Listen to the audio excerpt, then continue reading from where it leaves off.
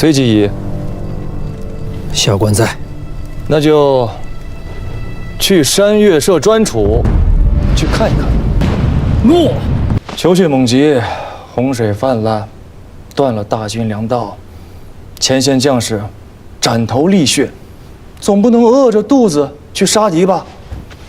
如今急需筹措10万斛粮秣，运往军前，还望诸君能助我呀！司空恕罪。温州治下有长平仓1座，现仓4座。1个月前刚将收上来的秋税借往西府，所余仓储也于10日之前借往军前。如今州县上下只余下备给口粮，不足500斛。下官今日回去便命辽属，将粮食装车送来转运司，报效于司空。500斛，1州之地，何以如此窘迫？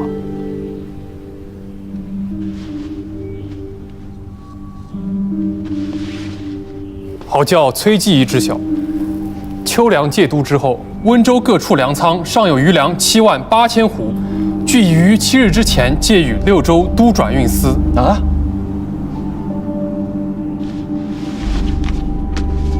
此事乃是卑职经手，这是都转运司的回执，上面有崔继义的亲笔签押，请司空与继义过目。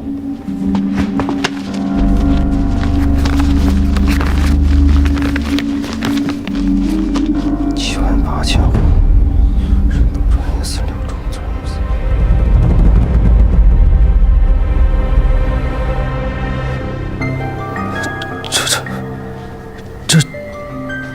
这要从何说起？崔继义此言何意啊？崔某从未见过这78000斛粮食，更不曾据闻回执啊！不曾。崔继义，此事乃是王某经手，这回执也是继义当日当面交予王某的。继义何敢当着司空与诸位上官的面打诳语？宁无此事！78000斛粮食，那是一座米山，崔某何敢轻忽？7日之前，贵县确实借来了一批粮食，确实只有1800斛，哪来的78000斛啊？崔继义，难道这回执上的签押是假的？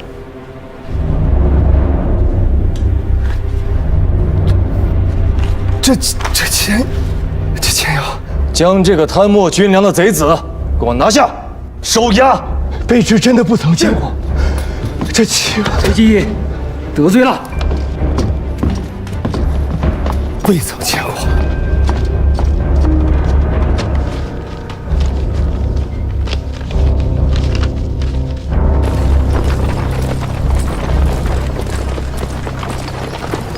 是不是有些太容易了些？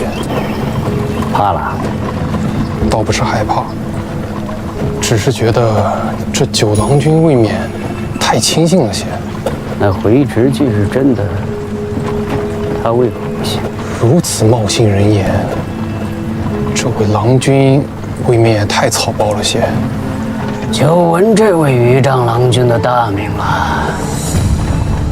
无论他是真信还是假信，铁证如山。本官倒要看看这位在中原汴梁首任节帅的少年英雄，到底有几分斤两。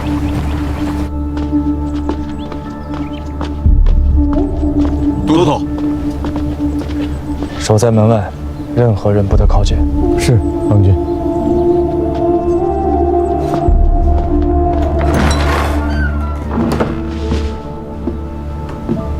郎君，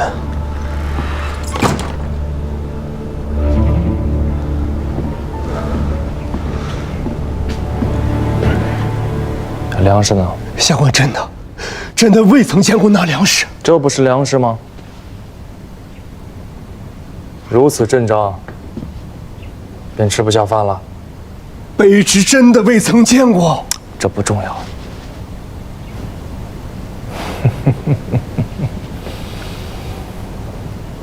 重要的是，温州的这批官已经要不得了。郎君，知道他们在说话，那不然呢？坐。那可是78000斛粮食，眨眨眼睛便消失无踪影了吗？温州的这帮城狐射鼠有几分能耐，我不清楚。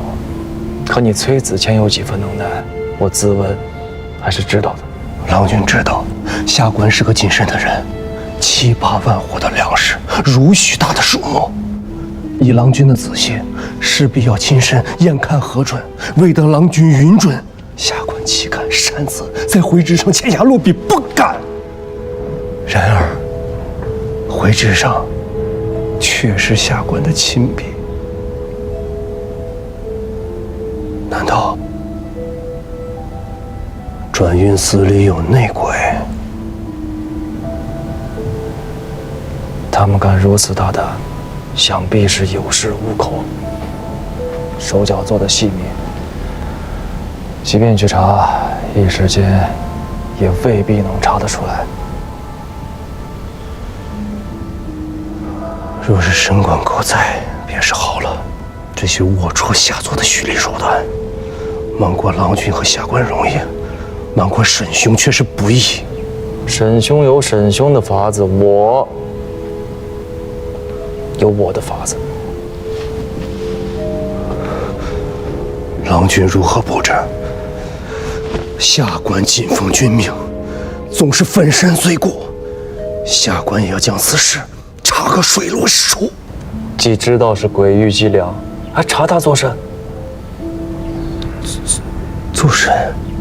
他们是如何做的手脚，这都不重要。方才你说过的一句话，才是紧要之处。你说，那可是78000斛粮食，是一座米山啊！可这么大一座山，他们会搬去哪儿呢？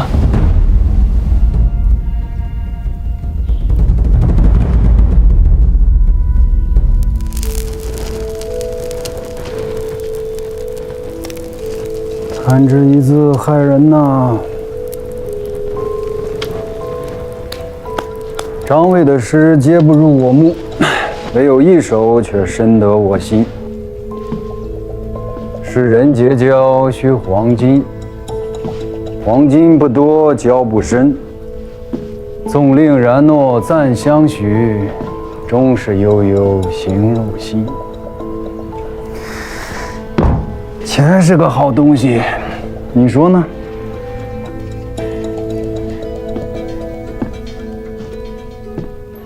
一州治所之内，米店关张停队，民人连有饥色，这说明什么？温州缺粮。我问的是为何缺粮？民间的粮都让官府征走了。台州之事，你也算是亲历者。先征后粮，田土兼并，这是何等恶政！可你见到有米店关张停队吗？也是，便是台州，民间也还是有粮的。可温州这里，不仅民间没有粮，连官仓也只有500户存粮。难不成这些粮食长了翅膀自己飞走了？不能飞啊！是啊，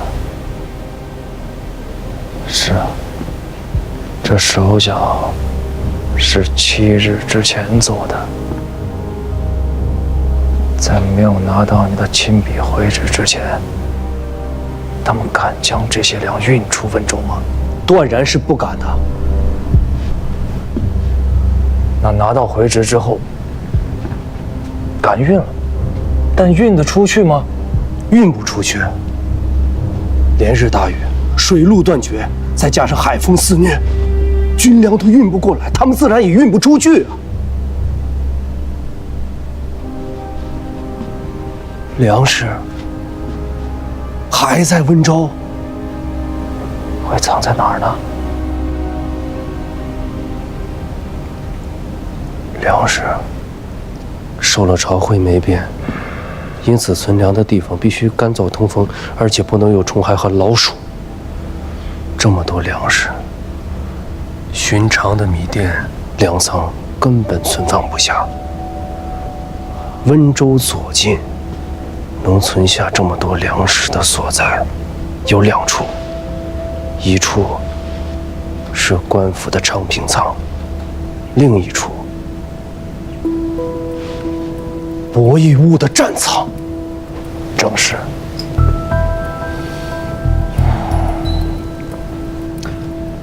子谦，辛苦一趟，走一遭玉环山水寨。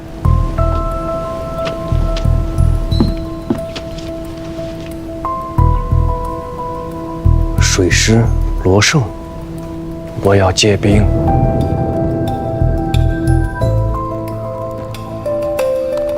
九郎君想借用多少兵马？郎君想调用水师步战都。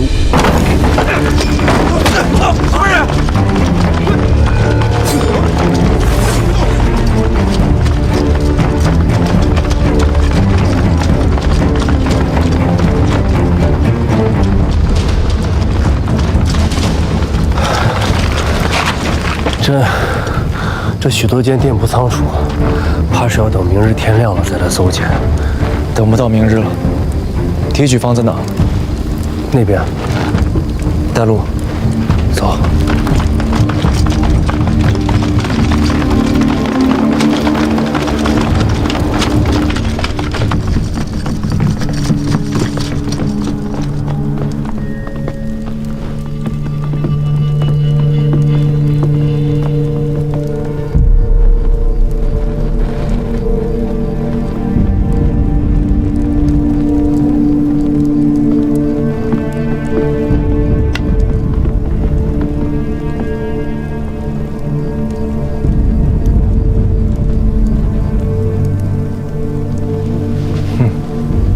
原来是老相识啊！尔等竟敢趁夜进来博弈坞，无缘不是中原，若不当让匹夫，肆意妄为。全知温州欧阳公在此，尔等谁敢无礼？欧阳宽和王翦到了，请他们2人进来。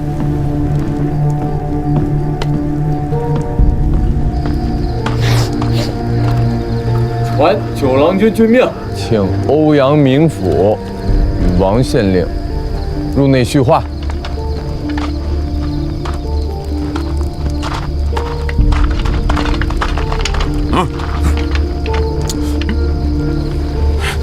2位贵官，九郎君在内候着2位。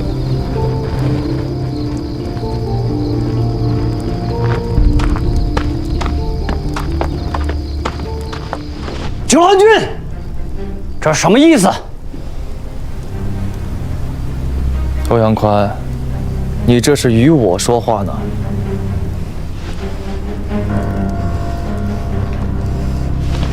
下官温州知州欧阳宽，见过司空。跪下。本官是吴越的知州，不是你九郎家的奴婢。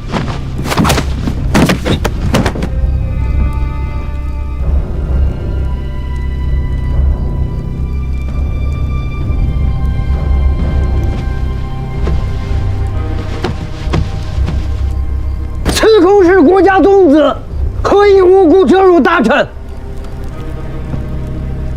郎君，他毕竟是亡命奉主的封疆之臣。那这样，我问你一件事儿，你若如实回答，今夜或可免你一死。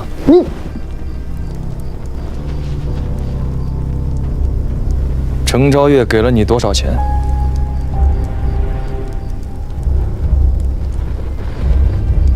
本官听不懂司空在说些什么。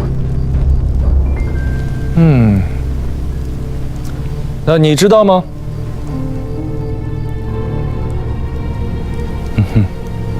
也不知道。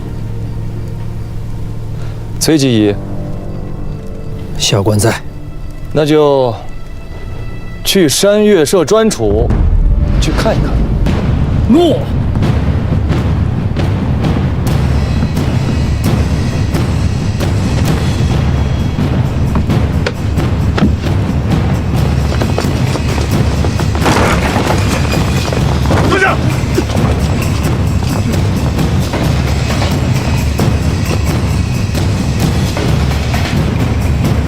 拉开！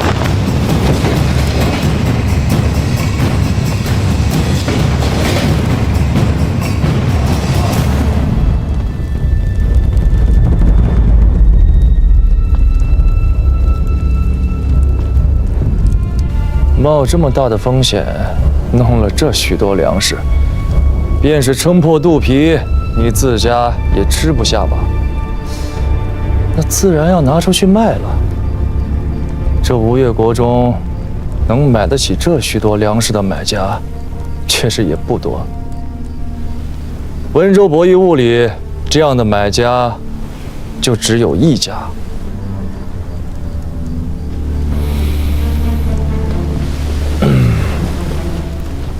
我再给你一次机会，你到底拿了多少钱财，值得把自家性命都搭进去？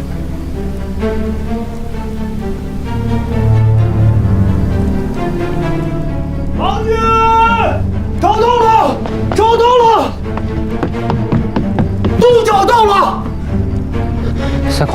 司空，下官交代，下官都交代。没机会了，拖出去，行军法，斩！司空，下官都交代。司空，本官是司空，你不能杀了本官，司空。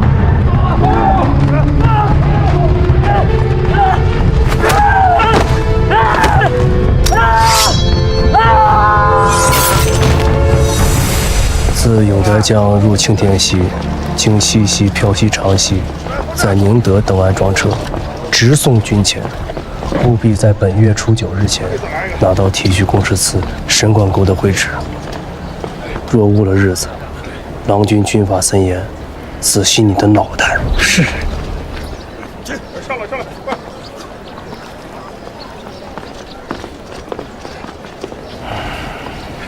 郎君，不只有78000斛官粮，在山岳社的战仓里，还堆放着4个县米行收来的私粮，约有121236斛，够整个东南行营4万大军吃上半年有余。将士们是够吃了，可这里的人呢？没了这20万斛粮米，王兄又靠什么去料理台州的烂摊子？事情总要一桩一桩的去做，千头万绪，总要有个轻重缓急。是，总还是要做事的。我这便以东南行营关军容使的名义出个札子，由子谦兄全提点温州军府公事。今日你便接管温州州属。郎君，下官不过是县里学官的底子，一州之政繁难从错，恐非下官所能胜任啊。其一，这只是权宜之计。我这个关军容使，无权越过相府和行营任用州官。待得与王都通了道路信息，他们自然会选新的知州过来。其二，如今前方在交战，温州乃是6州都转运司所在，不能没有总揽州政之人。其三，本地的官我信不过，我信得过的，王兄和相府信得过的，皆不在此处。相较之下，我宁愿信你。有2件事，你要牢记。第一，我不管你爱不爱钱，都不许于此时此处伸手。第二，我不管你用什么法子，或者我也不管你有没有法子，温州4县之内，绝不许饿死一人。否则，我能砍掉一个知州的脑袋，你的脑袋我想砍就能砍。下官定不负郎君所托。不请王命，擅杀知州，这九郎的胆子何时变得如此大了？事急从权罢了。不杀欧阳宽，何以震慑温州上下官吏僚族啊？倘若这些人在背后弄鬼作妖，行营这3、4万大军，不用接战，就已经军心浮动了，那这一仗也就不用打了。等打完了仗，这些事情自有大王和相公们善后。眼下这情形，福州城内外这根弦，怕要是绷得差不多了。军师已足，迟则生变，当战则战。看着点儿，抬高点儿来。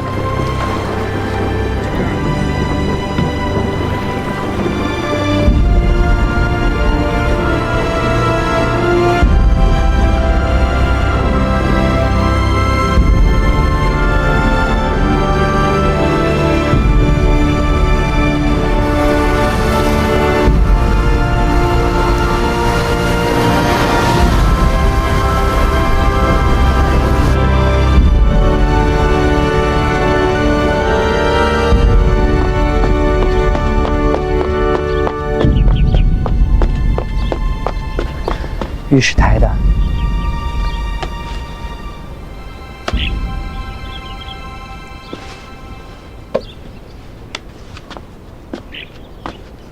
各州县受灾的情形不一，臣与正臣相公粗粗筹算了一番，来年至少有21个县要捐免钱粮，加上今岁兴大兵之耗费，明年的预算从账面上怕是不大好看。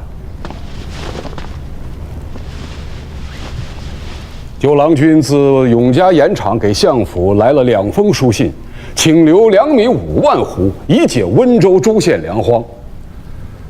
臣与明远商议了一番，算上先前6州都转运司运往东南行营的粮草，军中已有将近1岁之粮，军食充盈。九郎君之请，可以允之。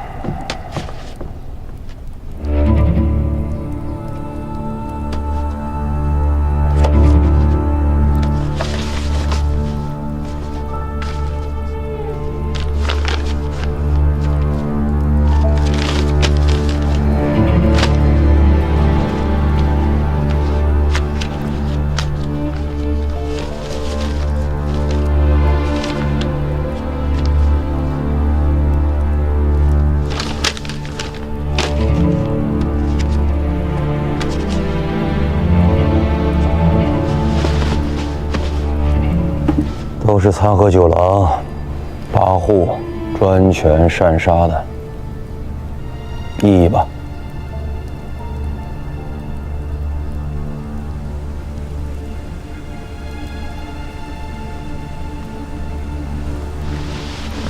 其实时机紧急，东南行营大军断粮在即，九南军夺知州之权，也是不得已的权宜之计。事关军务，还是得听一听养公和水秋公的说法。只是欧阳宽毕竟是大王亲授的一番治民官，便是东南行营的2位帅臣，不请王教，亦不得加以行诛。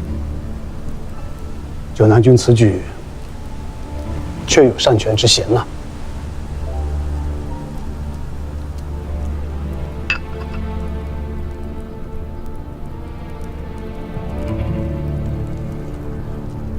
那是一州知州啊，不请教命，不经司法，说杀便杀。就是老王开国以来，何曾有过如此恣意跋扈的王子啊？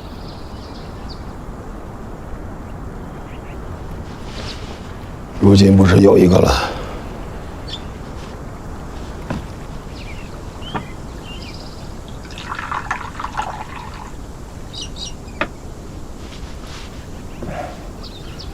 儿子，我是想不通，九郎君自幼便有顽劣之名，荒唐胡闹有份，从来与朝堂政事无干。此番从政，挂了一个官军容使的名分，也不过是想借助他的宗室之身，往日后遥领外郡有个名义上的凭借，何尝有让他恣意逞张、拳打脚踢的意思？他再如此妄为无度，落在中书相公的眼里，无非是跋扈二字罢了。可要是落在大王的眼睛里，却是天大的忌讳。这种明白浅显的道理，这位九郎难道他不懂吗？你懂吗？啊？你懂道理吗？你说的那些道理，都是死一人的道理，顶多也就是灭一家的道理。这是打仗，傻儿子，不是死一人一家，灭一门一族，死万人灭百族，亡一国的买卖。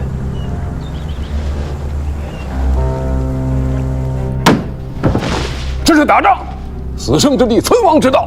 连日大雨，河道水患，粮秣断绝，数万大军孤悬敌境，随时有覆灭之危。要凑出20万斛粮食运抵军前，地方官不准提调，前沿掣肘，哪有那许多时间慢吞吞打笔墨官司？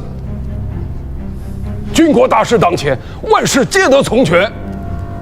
国公也是老军务了，这样的道理，难道不懂？吴正臣，老夫何尝说过九南军不该权宜？老夫要说的是，他不该擅自杀人呐。那往后帅臣们一个个有样学样，每逢出征便杀几个蜘蛛县令来祭旗，那这天下还要法度何用？再有，大王，以都转运司纪一文字掌益州之政，臣亦以为不妥。数县的钱粮刑狱、官吏咸鱼、民生政务，岂是一个小小的纪一文字所能为之？朝廷用人，任官有法度，有臣力，还有故事，岂得任意胡为啊？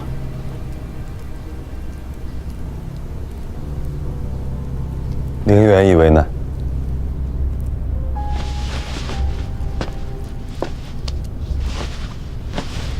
欧阳宽之事，东南行营也好，九郎军也罢，尚无详实禀奏，其中内情尚不明白。臣此刻胸中亦无评断。不过国公方才有一句话说的却是对的：知州之任，非借机宜堪以承当。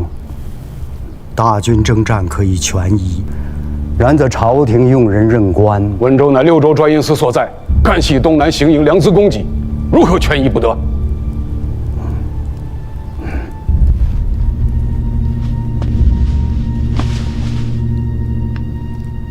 郑成功，九郎军任机宜为知州，乃是因大禹城在道路不通，与中书音讯隔绝之故。